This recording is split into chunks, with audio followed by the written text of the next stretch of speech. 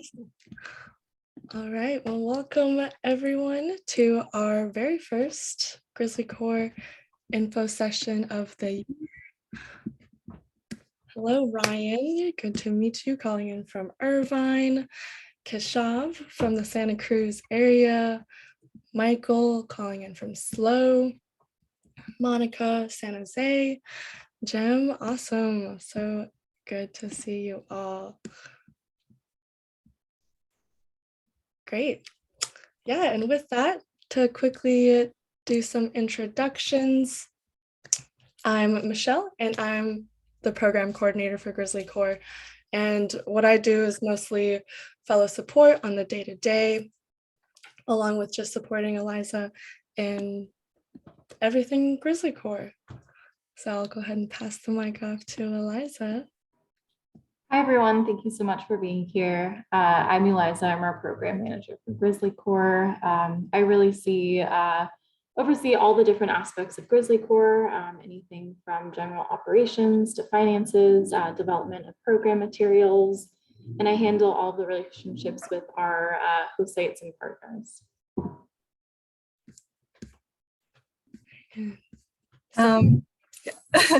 Hi everyone, my name's Stephanie. I'm the program administrator for GrizzlyCorps, so I do more of the administrative stuff. Yeah, and this will be my first cycle around, so super excited.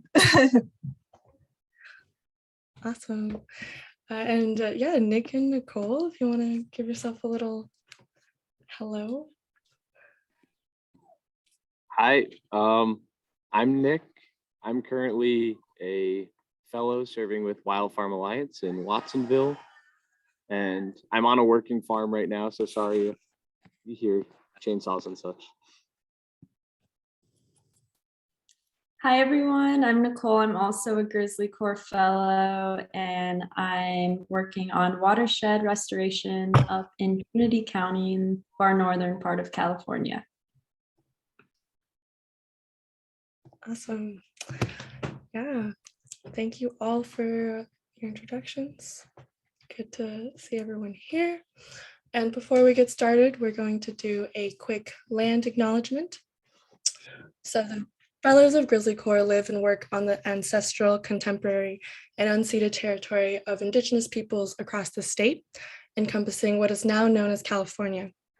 For our current members, these lands include those of the Great Rancheria, Tulamni Band of Miwok, Mountain Maidu, Patwin, Chumash, Yana, Wintu, Paskenta Band of Nomlaki, Yokut, Nisenan, Yurok, Amamutsun, Awaswas, and Pomo peoples. We honor the land and those who have been the original stewards of these regions since time immemorial and commit to forming deeper partnerships to address past and ongoing land-based injustices through our work.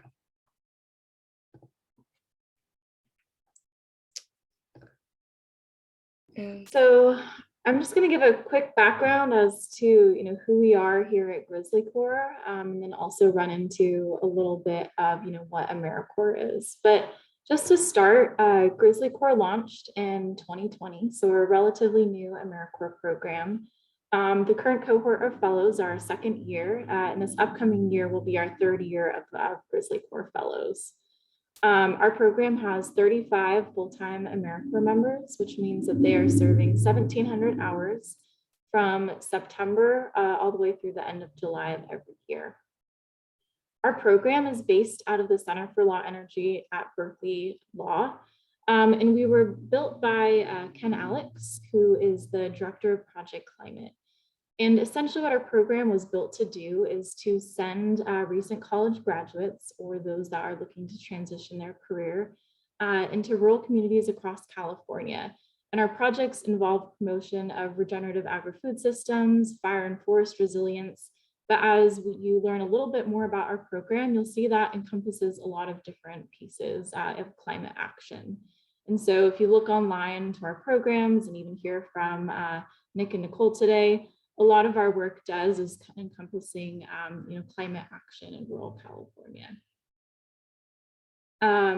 Our program might be a little bit confusing, that the fact that it's based out of Berkeley Law, but really what it means is that our colleagues are policy experts who wanted to be able to launch a program that was providing direct action to California. So our fellows are serving full-time across the state at different organizations.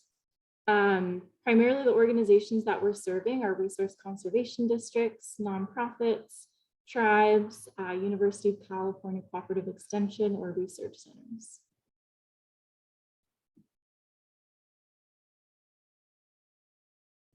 So for those of you that don't know as much about AmeriCorps, I just wanted to give a quick little blurb about what an AmeriCorps program is. So GrizzlyCorps is an AmeriCorps program. We are a state-funded AmeriCorps program, which means that all of our GrizzlyCorps fellows are AmeriCorps members.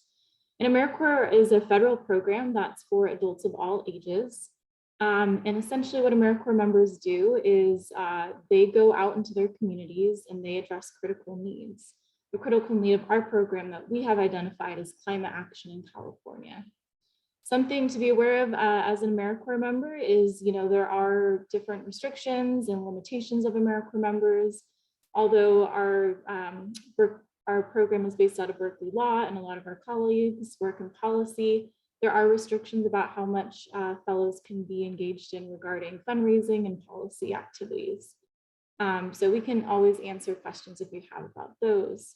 If you're interested in GrizzlyCorps, I highly recommend that you do some research on AmeriCorps. Look into the benefits, look into experiences that people have had, just a little bit of research on the organization, because as a GrizzlyCorps fellow, you're not just a GrizzlyCorps fellow, you are also an AmeriCorps member.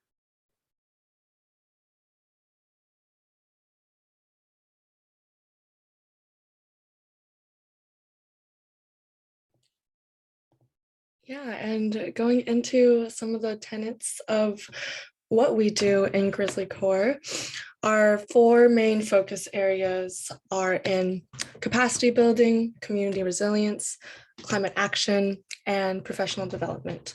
So all of our projects cater to a combination, one or all of these larger focus areas, where in capacity building, this can look like a number of different things, and overall, it depends on the need of the organization itself.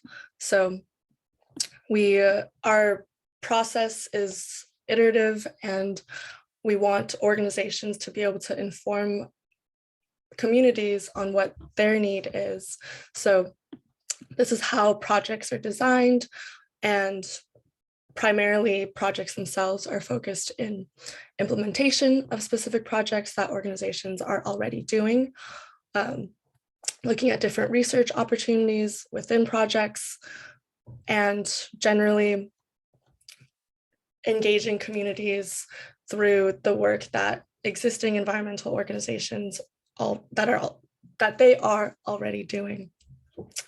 So within that, this can look like education, research and planning, implementation to scale up different climate action practices, outreach and engagement, focusing on regenerative systems and practices, wildfire disaster preparedness, and as a whole, engaging communities and organizations in climate action projects. So here, fellows receive hands-on fieldwork and service experience, in addition to having tailored educational resources, along with training to exposure to specialized people that are already in their careers themselves. Yeah, and Eliza, do you have anything that you would like to add? No, that's great. I think we'll go into some other pieces of this later on in the presentation that we can hopefully answer people's questions. Yeah, and just want to point out that the 2 main focuses of GrizzlyCorps are regenerative agri-food systems and forest and fire resilience. We consider those our 2 tracks, but I also want to point out the fact that they completely overlap. So we have many of our fellows that are working on projects that involve both regenerative agriculture and fire and forest resilience. Fire also impacts every different region and aspect of California. And so we also have projects that, are involve fire restoration or studying fire on farms. And so just important to point out that in our program, although, these are two main focuses, they definitely overlap.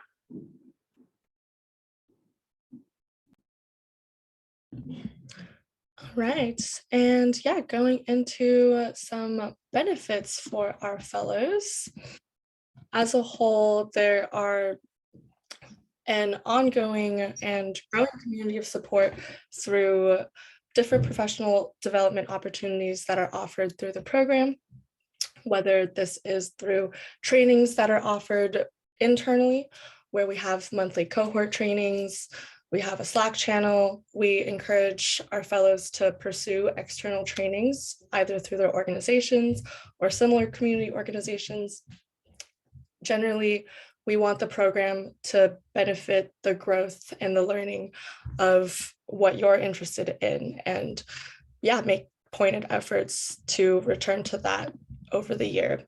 So we offer climate change and field-specific trainings around regenerative ag, forest and fire resilience, and things in between. So we focus on things like collaboration, thinking about facilitation, volunteer engagement, communicating science are just a few of the many examples that we, the type of trainings that we offer beyond just field-specific things.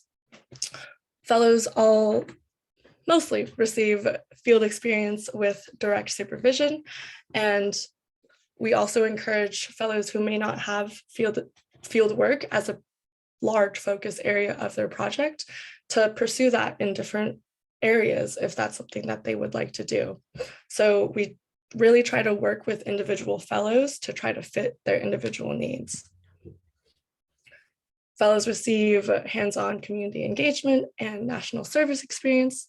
It is an immersive year of service where you are most likely will be moving to a new community in service of that community. So we have extensive training on the pre-work that requires, and then the kind of reflection during the service year. All fellows receive a living stipend of $22,000 paid over the 11-month period, and this is before taxes, along with a $10,000 education award that is used to further education in either existing student loans or future educational opportunities. And again, this is under the AmeriCorps expectation of completing a full 1,700 hours of service. Fellows also receive forbearance, which is essentially putting off / delaying student loan payments, in addition to interest accrual repayments of eligible student loans. For fellows who are looking for childcare, that is something that is also offered within AmeriCorps. And healthcare as well, health insurance, including dental, vision, is all part of the core network insurance plan. And as a whole, fellows receive opportunities to develop professional contacts and mentors with experts in the field. And yeah, with this year too, it's been great to see the wide range of opportunities that fellows have been able to have in going to different service events, arranging different meetups with fellows, in addition to the monthly calls and webinars that we provide, and different service events that occur throughout the year. So it really is kind of what you want the program to be in terms of how it can benefit your learning and how it applies to your education.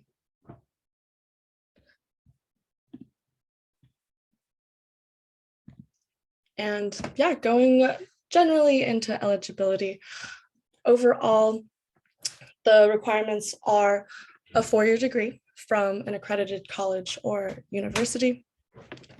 Currently, this is a mandate of the program, so unfortunately, we do not accept associate's degrees at the moment. A commitment to completing the full term of service. fellows have to be at least 17 years of age, and US citizenship is required. And preferred qualifications that aren't required, but do benefit applicants or candidates as a whole, is capacity to serve in a professional office setting and who can work independently, strong communication, both verbal and written, along with teamwork skills. Past service experience can also help an applicant with volunteering, thinking about what building resilience in communities looks like, and other climate action related background work. Additionally, degrees in related fields or experience in training, outreach, facilitation, education are all parts of the program as well. And we do also look for fellows that are comfortable with quantitative tasks, including data collection and analyses. And I will add that many of these qualifications vary from project to project. So as we go more into the application process itself, we'll communicate what the different projects are and what types of candidates are more suited to different types of applications, different types of projects. And with that, our application is open now. And yeah, we'll talk a bit about the difference between priority and regular and late application cycles and what that means for eligibility / your ranking of different projects later on.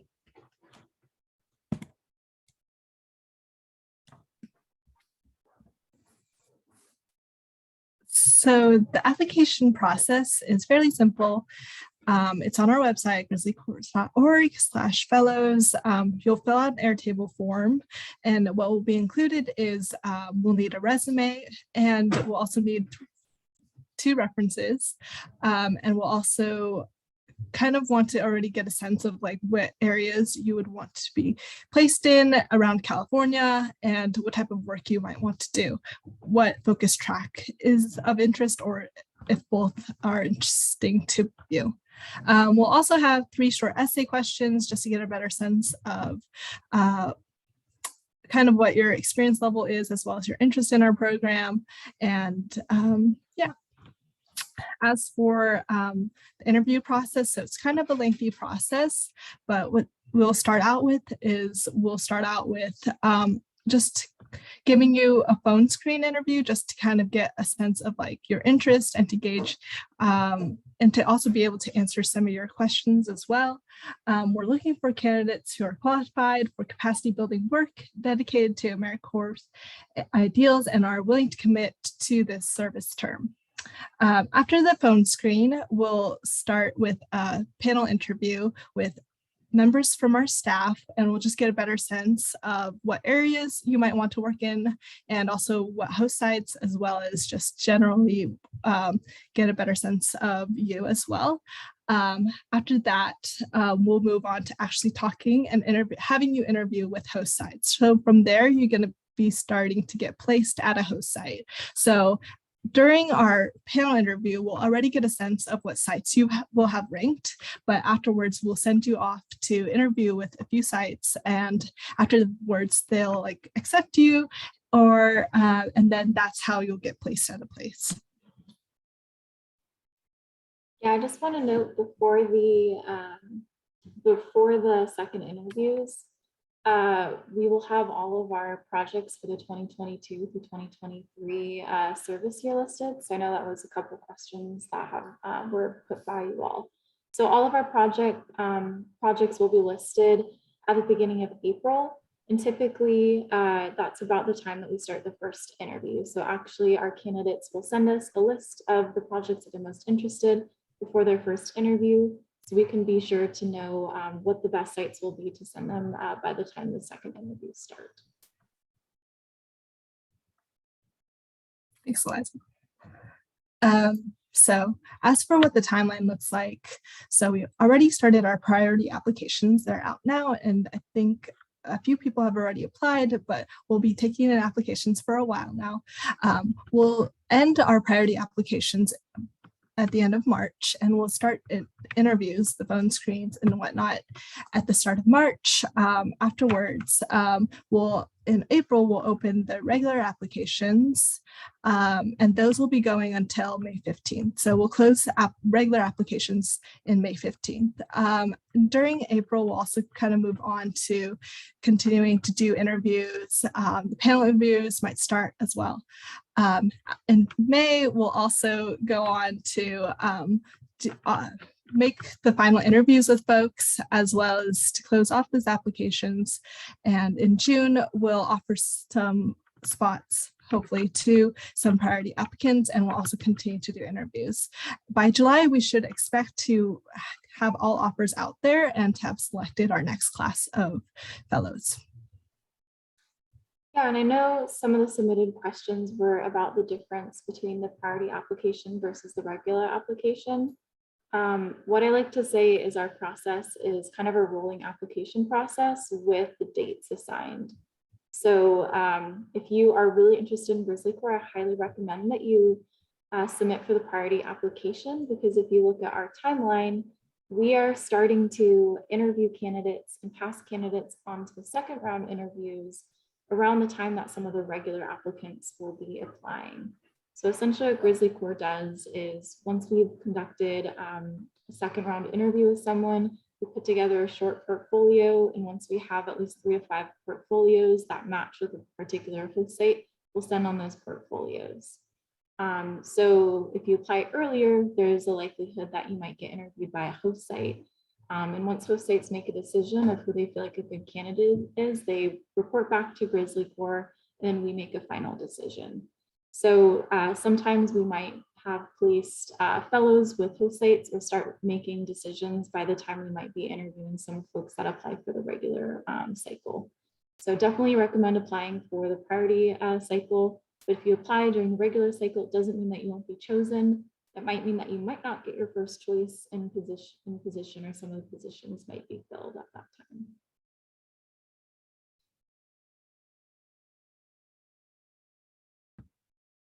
With that, I'm happy to pass over the mic to our fellow Nick. Hi, everyone. Thanks, Michelle, Eliza, Stephanie, for putting this together and inviting me to speak and talk a little bit about my experience thus far as a fellow with the GrizzlyCorps.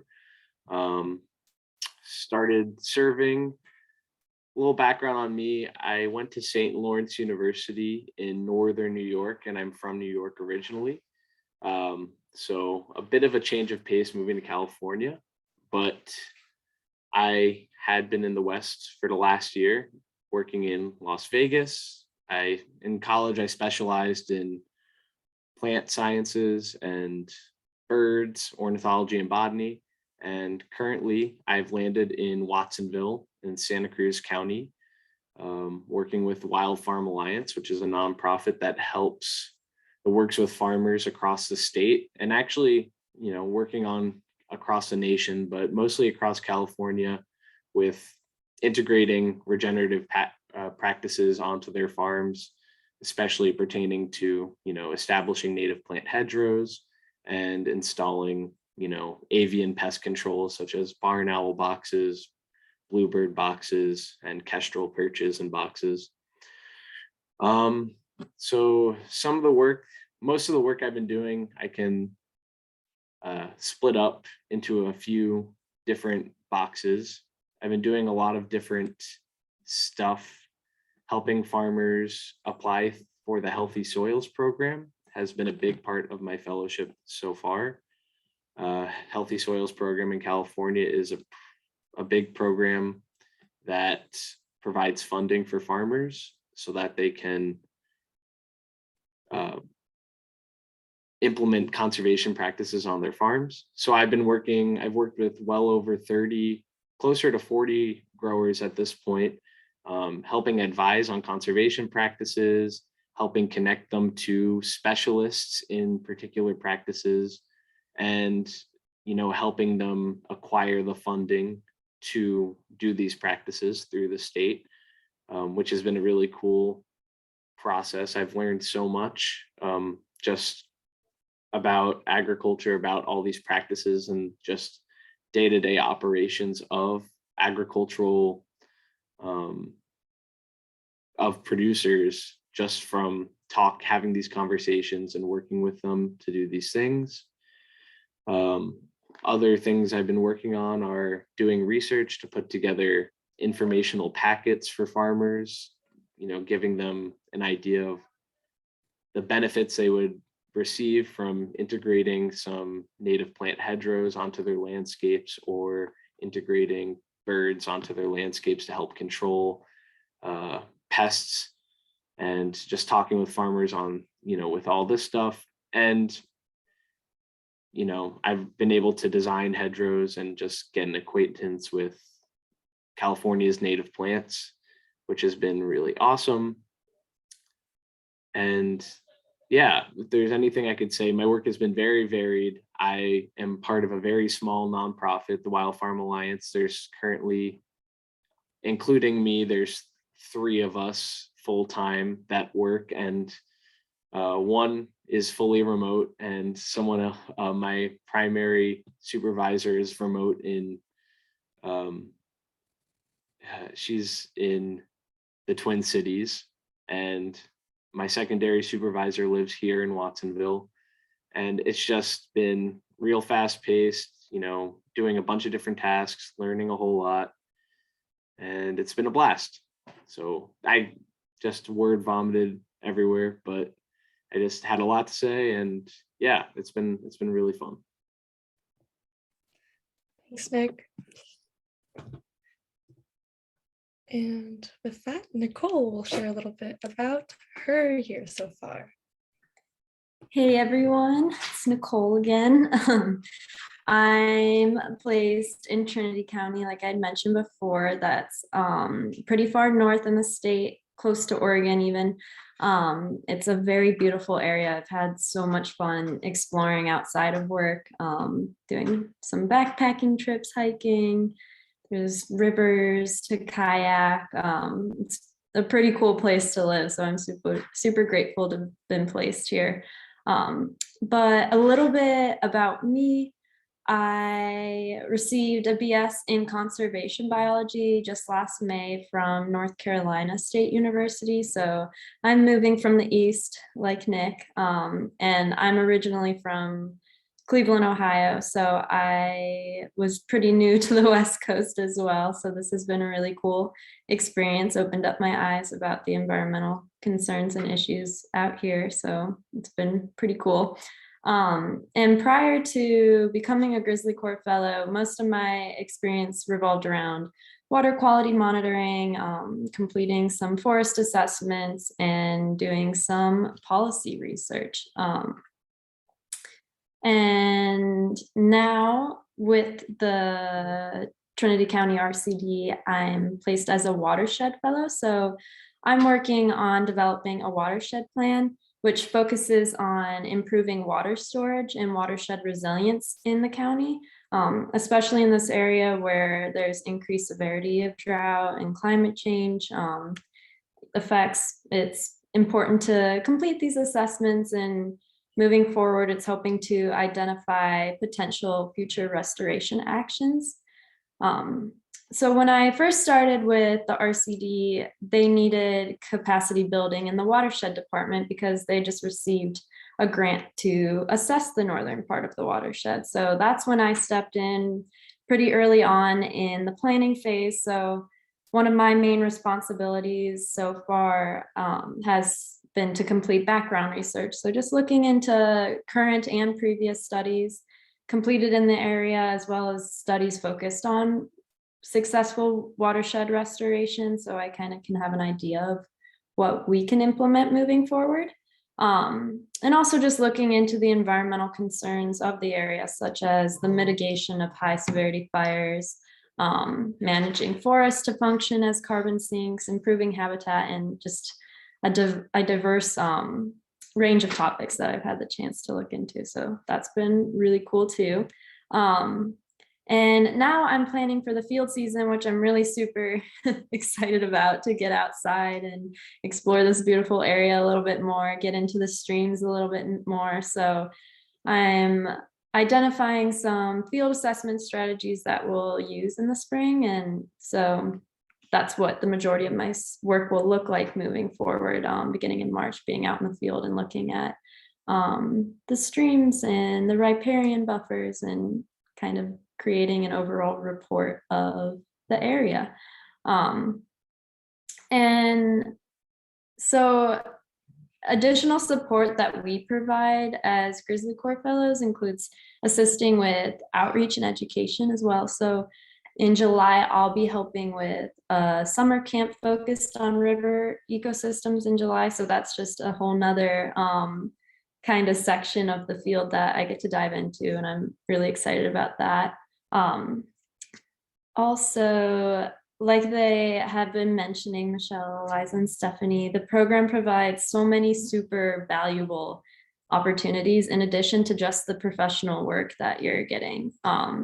So one of my favorite parts of the fellowship has been developing relationships and collaborating with the cohort of fellows, even though we're spread out across the state. We've had meetups and we're able to share experiences, and that has been super valuable to me. I've really loved to develop a community with the entire cohort. So that's been cool. And also, as they mentioned, there's a lot of cool training opportunities that they have. And I'm glad we have the space to facilitate these discussions and yeah, have these unique opportunities. So it's a little bit about my experience as a GrizzlyCorps Fellow.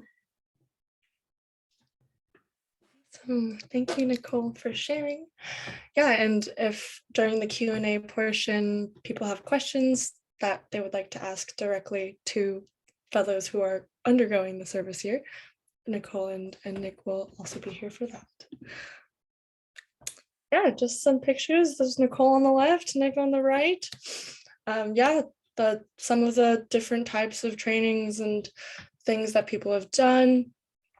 We had an orientation focused on forest inventorying in the Mendocino County region. A bunch of fellows are really into or interested in prescribed burning.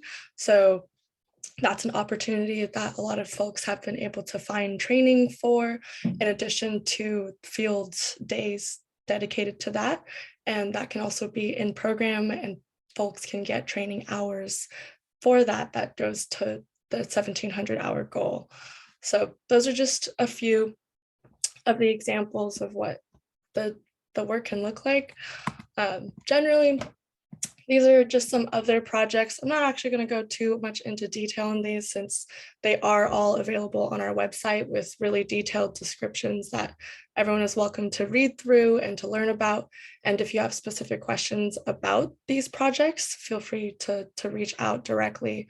We'll have our contact information at the end / also on our websites.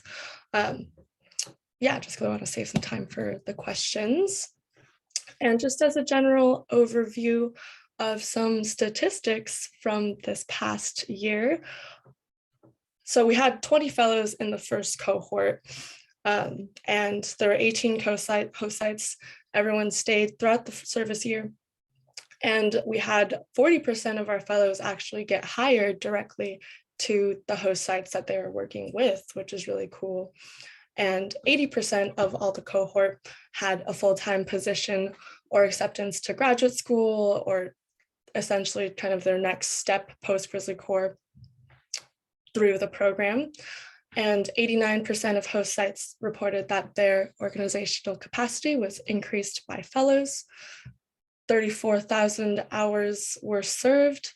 And yeah, with this year, we're still waiting for the data to roll in, but we have 35 fellows across 7+ regions with 33 different projects. And yeah, just a few testimonials here. Eliza, do you have anything that you'd like to add before we get into questions? No, that's perfect. I know we do have quite a few questions that were submitted before, so thinking we could perhaps cover some of those first, and then afterwards open it to folks raising their hand and asking questions, or if you feel more comfortable, just feel free to type into the chat box and then we can just answer those questions live. Perfect. Yeah. So we do have a list of questions from registrants prior. The first being, and let me make sure that our questions were answered in the chat. Yes, it looks like they were. Cool. Yeah. So first, we have someone asking, what qualities are you looking for in a candidate? Yeah, that's a really great question. And, one thing I want to say is that we are not looking for one thing in a GrizzlyCorps fellow. We have, 35 different positions for fellows, and every fellow is absolutely unique. And I think that's what makes our program so wonderful. So, if you don't come from a conservation background or a biology background or even a science background, that's completely fine. If you feel like you don't have, skills that you would assume would fit into this program, that's fine as well. We have folks that come in with a politics background that in the next year are getting positions as wildland firefighters or offered positions as, forestry technicians. One thing I will note is on our website in early April, when we list our projects under the regions and communities page, you'll be able to see the desired skills and traits for all the specific projects. So because all of our projects are unique, we want to highlight skills that we think are going to be particularly valuable for this position. So some of the positions, are looking for folks that are bilingual in Spanish and English. Some prioritize, GIS mapping or social media. So looking for, some of those specific skills for the projects that you think might be a good fit for you can be really helpful.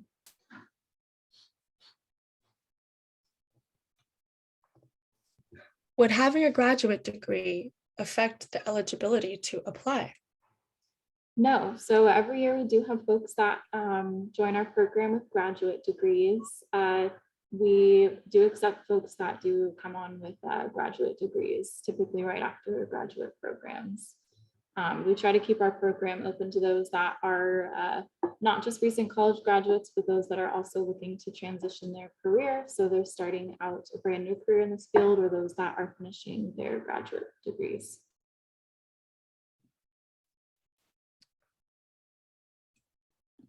I'm trying to decide what we haven't answered yet. Yeah, Nicole kind of answered this. What is the feasibility of doing this without a driver's license or car? Yeah, that can be a real challenge since the majority of our projects are in rural communities. Yeah, and thanks, if you have to take off, thank you so much for joining us, and feel free to reach out. Michelle put in our general questions email. Yeah, in regards to car, I think that can be a challenge, and it's going to depend on what project partners we have. We have some that are in regions that might have better public transit, and some positions might be able to be conducted on a more remote basis. So if you don't have a car, please apply for our program, and we will look into the projects that we think would be feasible or a good fit. We do have projects that are based in the Bay Area. So projects in Marin or in the East Bay, if we end up having any projects in the East Bay, might be good fits for someone who doesn't have a vehicle.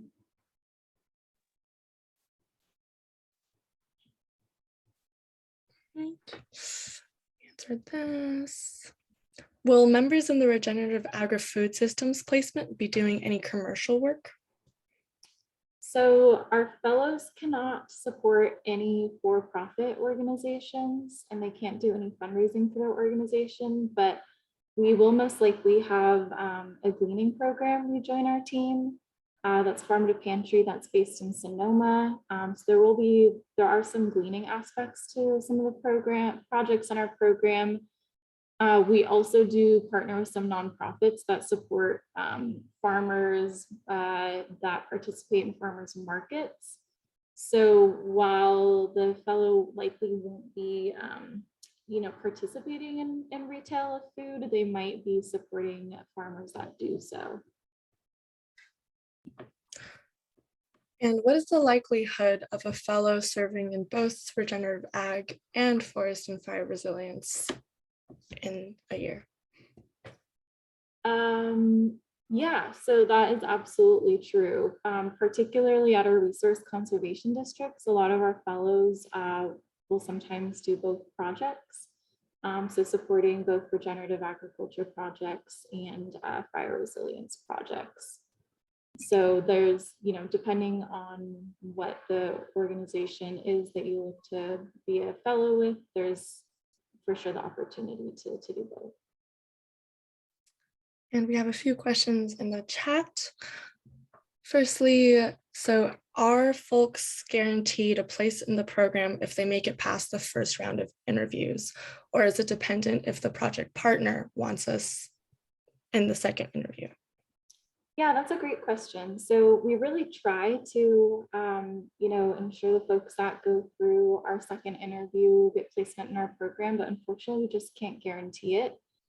Sometimes what we look for in candidates might not match up exactly with what certain project partners are looking for.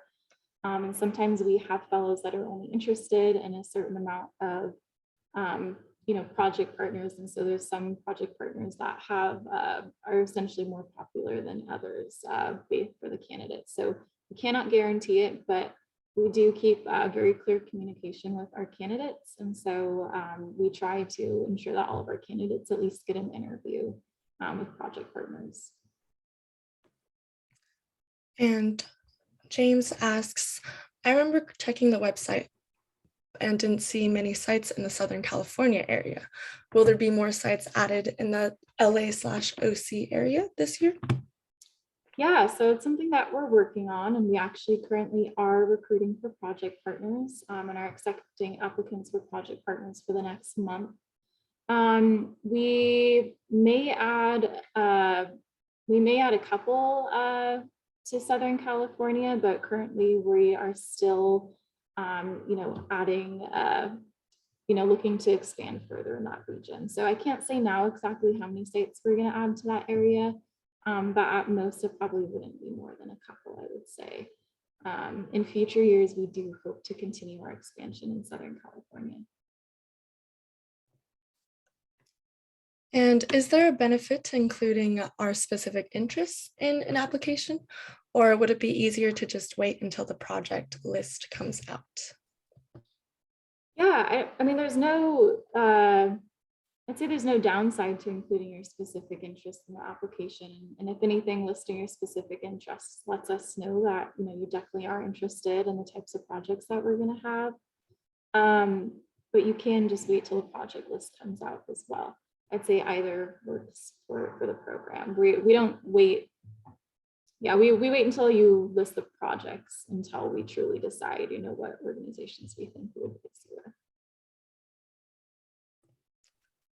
And this next one is for Nick or Nicole, or feel free to, for both of you to speak on it if you have thoughts. Would you be able to talk a little bit about what orientation was like and how you've been able to apply past experiences, skills, or theory from your degrees?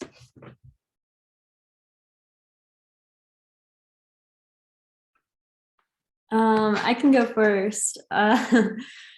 So orientation was a lot of fun. We had an in-person orientation safely, and we ended up camping for a few nights and then spending the days doing team building exercises, just games and stuff that were really fun to get to know the cohort in a really comfortable setting. And then we also had a lot of trainings, and we talked about different specific topics.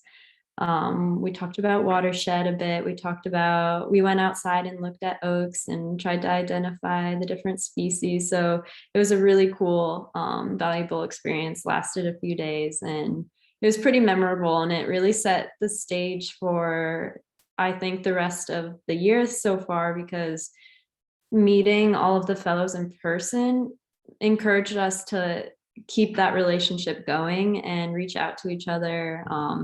There's a bunch of fellows that are just an hour away from me, and I see them pretty often, like probably a couple times a month, and we take little trips and stuff like that. So I really think orientation played a big role in developing those relationships, as well as providing this these professional opportunities. Nick, do you want to speak to orientation a bit? Yeah, I mean, I echo that exactly, and just definitely getting to meet everyone in person was huge in terms of that orientation aspect. And then, yeah, orientation as a GrizzlyCorps, and then orientation with the host site. I mean, my orientation with my host site was really, it went very smooth, and it just took a couple of weeks of like trying stuff out, and just communicating with my supervisors, and lingering onboarding stuff between, because we work with a lot of different organizations, between if it's AmeriCorps and Berkeley and your host site. There ends up being a lot of paperwork to do, but it all gets done. It just is a process, but it was, onboarding was relatively smooth despite all of the different organizations that are part of it. Yeah, and there was a second part of the question of how your degree has applied to your work, if anyone wants to speak to that for a little.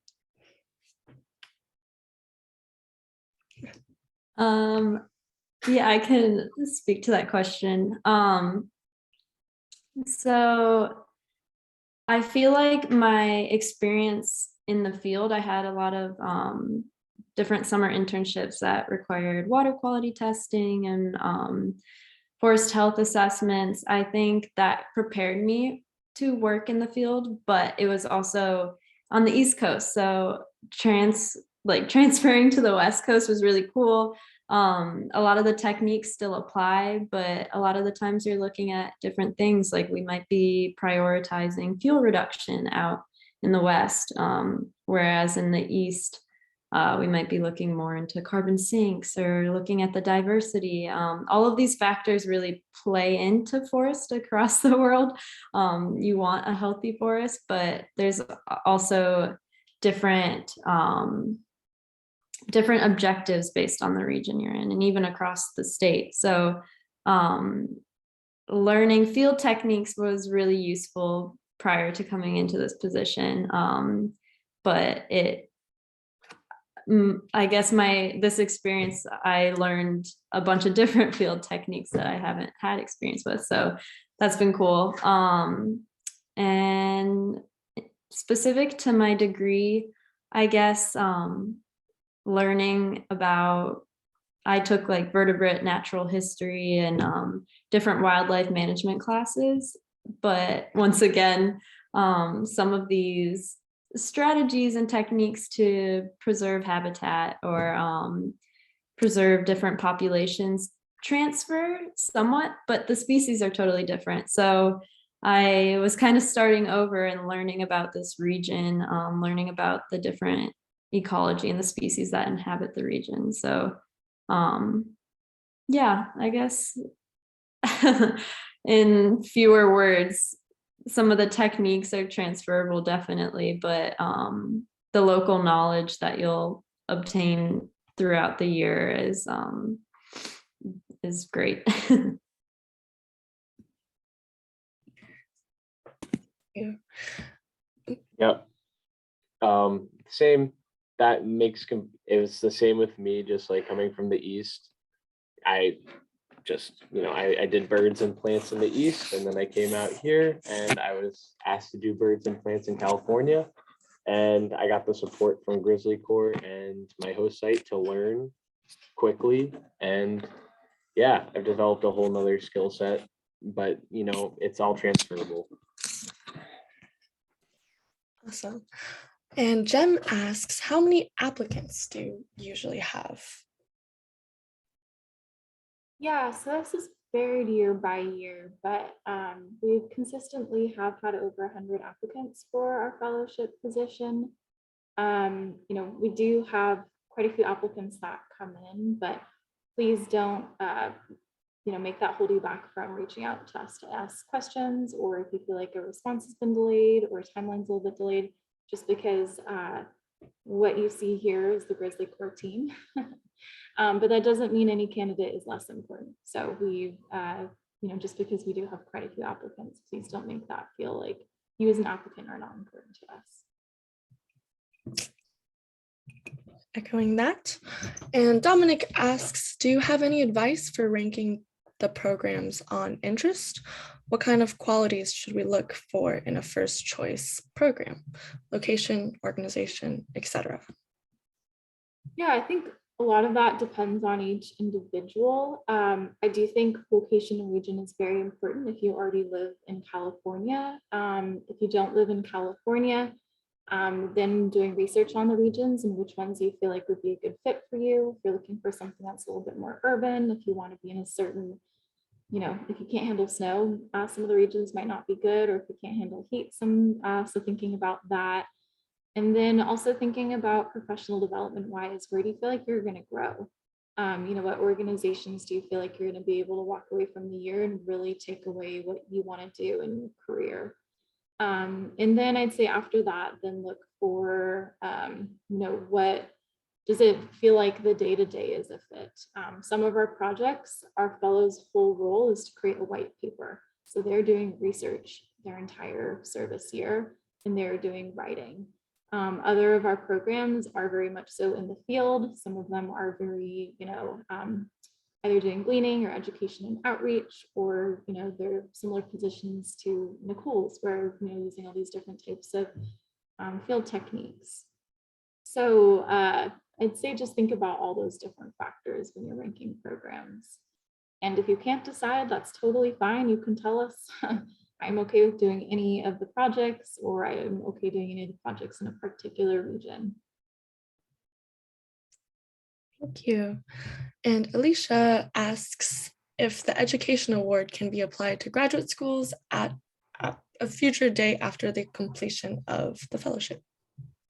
Yeah, you can use your education awards up to 7 years after your term of service has ended. So you'll receive the ability to use the funding upon graduation of our programs. That would be the summer of 2023. And so you can definitely apply it to graduate schools. In fact, I think that's what quite a few of our fellows do if they're not paying off previous student loans. And Andrea asks, I know in past applications, there was an option to choose which locations and sites you would have an interest to work at. This is not included this year. Will this be something that is asked during interviews? Yeah, so it actually is in our, or it should be listed in our application. Is that correct, Stephanie? Yeah, it is. Okay. Yeah, so in our application, it should be under the skills and interest portion of the application. You'll be able to select a region. And you can select as many or as few as you would like. And we take that, I'd say that's a piece that we take into greatest consideration, seeing that we want to be able to ensure folks are able to choose what region they would like to live in.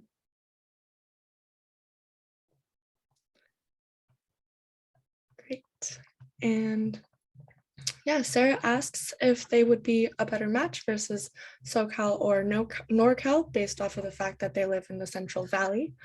And do we make it easier for people to go further away depending on where you're located? That is completely up to every individual. We do have some projects that have housing. So, if housing is going to be, a significant issue funding wise, look to the projects that have housing. Depending on what a better match, I think is, up to you and what projects are there. But we do have quite a few projects in the Central Valley. So if you'd like to stay in the Central Valley, that's definitely an option. We will have projects likely in Visalia, Fresno, Modesto, and perhaps even Merced as well. Great.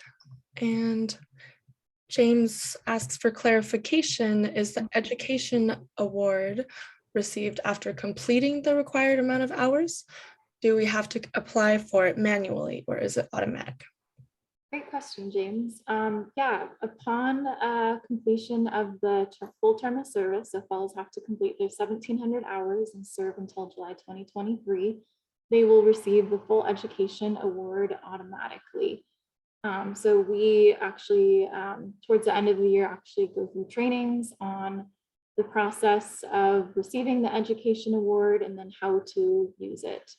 So there's two different kinds of education awards. One is the Siegel Education Award and one is the California for All AmeriCorps award. The Siegel Education Award, you have to essentially send that funding to either your loan agency or university, and then the California for All has a different regulations. But if you have any questions, email us and we can answer in detail.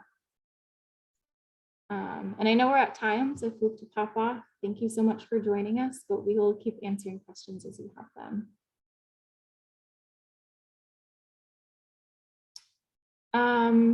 Yeah, it looks like we just have a question for professional academic references. Because we do not require any previous professional experience for this role, we want to make sure people can either put academic or professional references. So you can use either. An academic reference would be a professor. If you worked for a graduate student on campus, that is all completely fine. Or perhaps there is a staff at your university that you've worked with closely there. A professional reference would be someone you've either done an internship for. It could be someone that you volunteered for. So if you volunteered for organizations, they are absolutely allowed to be your reference. The only people that we recommend you don't put as references are close friends or family members.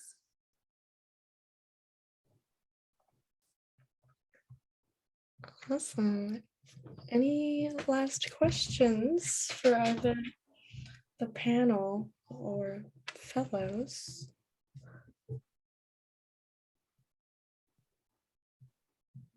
Great. Okay, well, thank you so much, everyone. And as you work through the application, or if you end up having more questions, please look to that email that Michelle sent out. It's GrizzlyCorps@berkeley.edu. Awesome. Well, thank you all again for showing up and listening. And yeah, again, our door is open. Please reach out, and we are looking forward to seeing your applications and your faces. So thanks again, everyone.